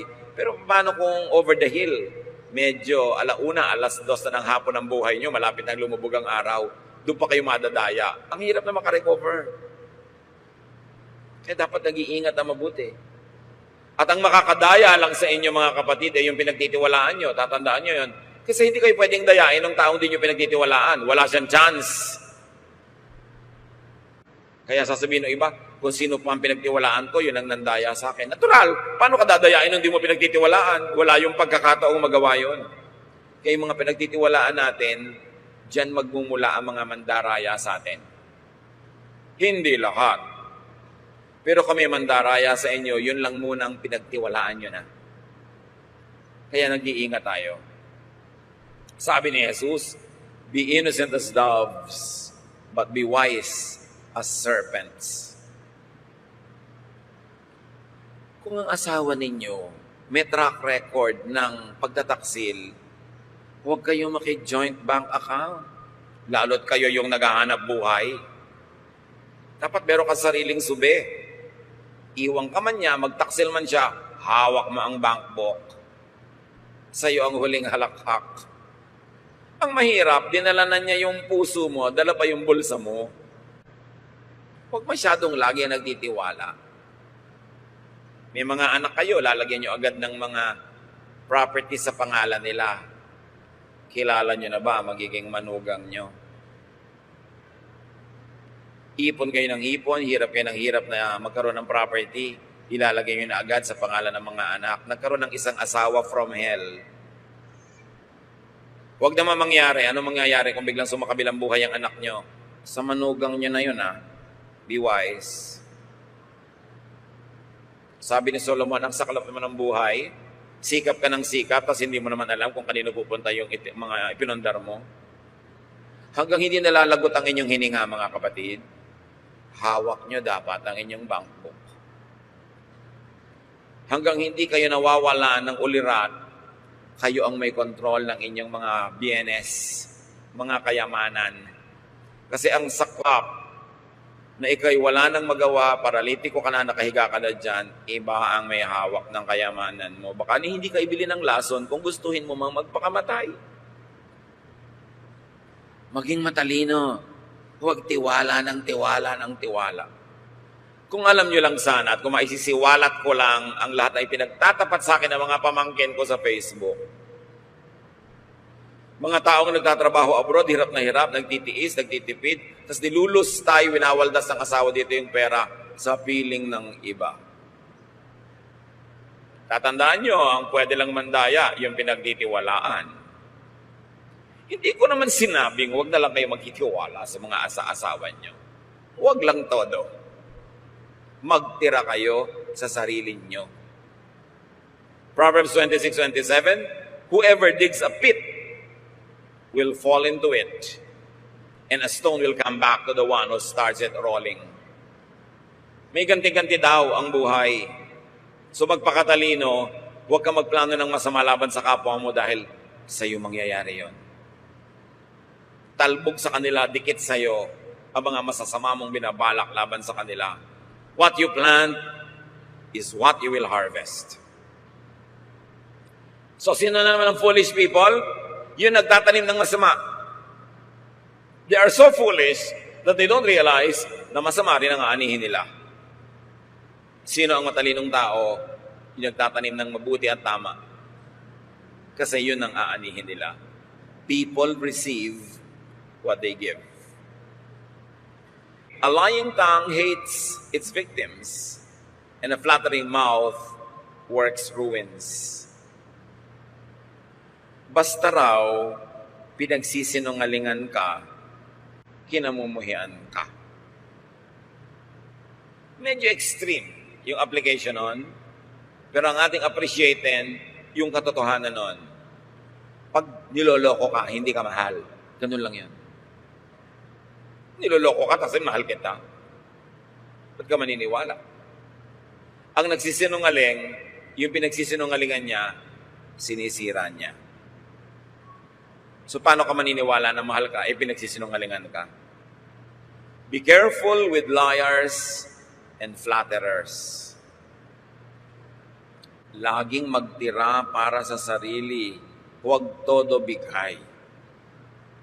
Huwag sobrang padala sa mga nambobola. Napansin niyo ba mga kapatid, may mga tao, gusto nila binobola sila. Bolahin nyo. Bibigyan kayo ng maraming magagandang bagay. Pagtapatan ninyo, sabihin nyo ng totoo, ng tama, maiinis sa inyo. Ano magagawa nyo sa mga taong yon? Ang sabihin nyo pa rin yung totoo. Pero kung kayo mga kapatid, may mga magagaling magsalita, magaling mambola, para ang sarap pakinggan, ang sarap paniwalaan, yun muna ang pagdudahan nyo. Kasi mas pwede na may masamang balak sa'yo yung nagsasabi ng masasarap kesa yung nagsasabi ng hindi masarap. Baka nagpapadama. Baka may balak na maging ganansya sa pambobola. So sa buhay natin mga kapatid, napakarami na niyan at di natin dadagdagan pa. Pero tambak-tambak pa ang maraming verses. Ibig sabihin lang, don't be foolish and don't be a victim of foolish people. Identify who are foolish persons that you need to be careful with. Sino sa buhay natin mga kapatid, ang mga sa definition na ibinigay sa atin ng Biblia ay matatawag na foolish. O yung mga ginagawa nila can be labeled as foolishness. Pag-ingatan nyo yon. kahit pa mahal nyo sa buhay. Kahit pa mahal kayo sa buhay. Mag-ingat. What things do you do could be labeled foolish by the standards that we have reviewed. Siyempre, hindi lang naman natin hahanapin yung foolishness sa iba. Susuriin din natin ating mga sarili. Baka may mga pinagagagawa tayong foolish things that don't please God, that will not be beneficial to us. Dapat tigilan. Because wisdom means godliness. If wisdom means godliness, what do you think does foolishness mean? It means wrong. It means evil. Foolishness means ungodliness. Dapat tanggalin sa buhay natin at dapat pag-ingatan kung nasa sa iba. Glorify God with wisdom. Avoid foolishness.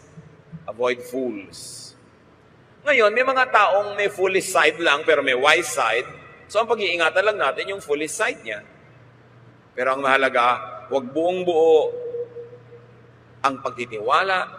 Lagi mo nang susuriin.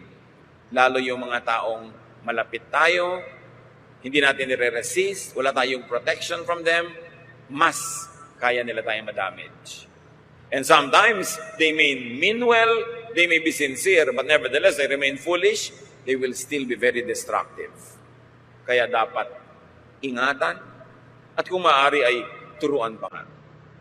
Suriin natin ating mga sarili, mga kapatid. Aming Diyos, turuan niyo po kaming maging mapanuri.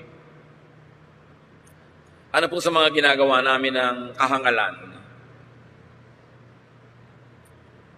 na dapat naming tigilan, bawasan, puksain? Sino sa mga pinagtitiwalaan namin ang may mga ginagawa, mga kahangalan na maaaring makasira sa amin, O Diyos? Turuan niyo rin kaming maging mapanuri.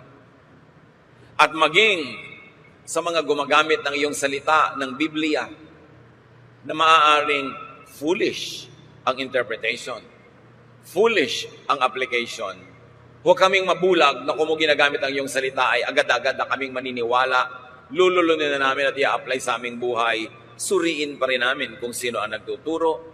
Suriin namin kung saan ang gagaling ang pagtuturong yon. At suriin namin kung saan patungo kung sundin namin ang mga turo. Maging marunong kami, hindi lang sa pang-araw-araw na buhay, kundi higit pa ron sa aming spiritual lives. Teach us to identify foolish theology, foolish hermeneutics, foolish interpretation and application of your very wonderful and beautiful and powerful words. Magbulay-bulay tayo, mga kapatid. Not one person can be free of foolishness. And perhaps nobody could be perfectly free of foolishness this side of eternity. But what is important is to grow from glory to glory, to be less and less foolish, and to be more and more wise. Lead us, Father. Teach your people. Sensitize us so that we can know our own foolishnesses and we can avoid that which belongs to others.